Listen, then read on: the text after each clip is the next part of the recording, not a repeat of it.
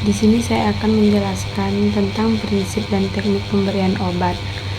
Yang pertama ada oral. Banyak obat dapat diberikan secara oral dalam bentuk tablet, cair, sirup, emulsi, kapsul, atau tablet kunyah.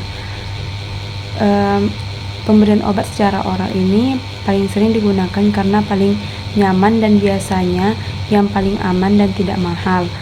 Tetapi rute ini memiliki keterbatasan karena jalannya obat biasanya bergerak melalui saluran pencernaan. Obat diberikan secara oral, penyerapan absorpsi bisa terjadi mulai dari mulut dan lambung. Sebagian besar obat biasanya diserap di usus kecil. Obat melewati dinding usus dan berjalan ke hati sebelum diangkut melalui aliran darah ke situs target. Contoh pemberian obat secara oral yaitu dekolsin. Dekolsin adalah obat yang mengandung parasetamol. Dekolsin terdapat dua macam, yaitu dekolsin sirup dan dekolsin tablet. Aturan penggunaan dekolsin sirup untuk orang dewasa diminum 3-4 kali sehari, 2-4 sendok takaran, 10-20 ml diminum setelah makan. Untuk anak umur 7-12 tahun diminum 3-4 kali sehari, 1-2 sendok takar, 5-10 ml diminum setelah makan. Untuk anak umur 2-6 tahun diminum 3-4 kali sehari, 1 sendok takar, 5 ml diminum setelah makan. Untuk aturan pengguna tablet diminum 3 kali sehari, 1 tablet diminum setelah makan.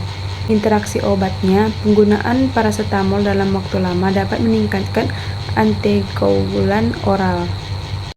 Terus ada lagi pemberian dengan injeksi, yaitu pemberian dengan suntikan parenteral meliputi rute yaitu sukutan di bawah kulit, intramuskular dalam otot, intravena dalam pembuluh darah, intratekal sekitar sumsum tulang belakang.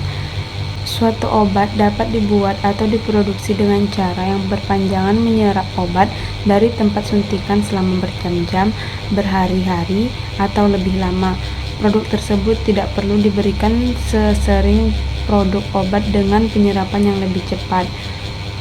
Untuk rute sukutan, jarum dimasukkan ke dalam jarum lemak tepat di bawah kulit. Terus rute intramuskular disukai dibanding rute sukutan ketika diperlukan obat dengan volume yang lebih besar, karena otot-otot terletak di bawah kulit dan dengan jaringan lemak digunakan jarum yang lebih panjang. Terus rute intravena, jarum dimasukkan langsung ke pembuluh darah.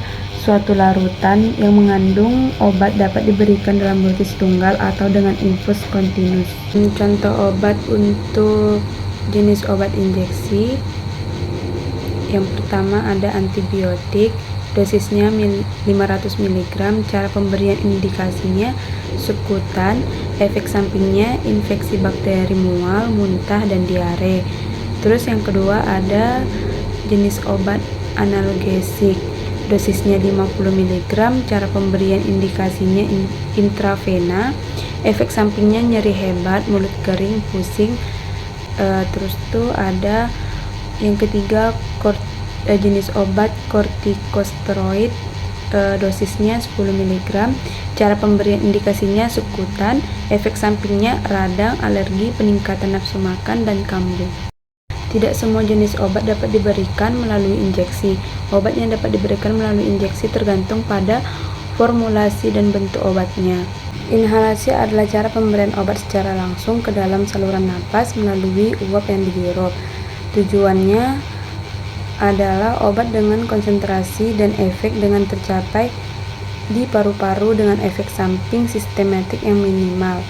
Obat yang digunakan dalam terapi inhalasi sebetulnya tersedia dalam bentuk obat minum dan suntik. Namun, apabila obat tersebut diberikan sebagai obat minum atau suntik, untuk tercapai efek pengobatannya yang diharapkan umumnya diperlukan dosis yang lebih besar, sehingga risiko timbulnya efek samping sistemik juga lebih besar. Cara pemakaian inhaler yaitu cuci tangan dengan bersih, buka penutup inhaler dan posisi mulut inhaler di bawah dan bagian kepala berada di atas. Kocok terlebih dahulu wadah inhaler agar obat merata. Hembuskan nafas melalui mulut secara perlahan-lahan. Pegang inhaler sesuai yang tertara pada gambar. Bersamaan dengan menarik nafas, tekan bagian atas inhaler dengan telunjuk dan hisap obat dengan perlahan dan dalam. Tarik inhaler dari mulut, tahan nafas selama 10 detik, kemudian bernafaslah seperti biasanya. Jika dokter meresepkan lebih dari satu hisapan, tunggu 30 detik, lalu ulangi langkah 3-7. Terus masukkan air ke dalam mulut, kemudian kumur-kumur untuk membersihkan sisa obat yang ada di dalam mulut. Kemudian buang air berkumur-kumur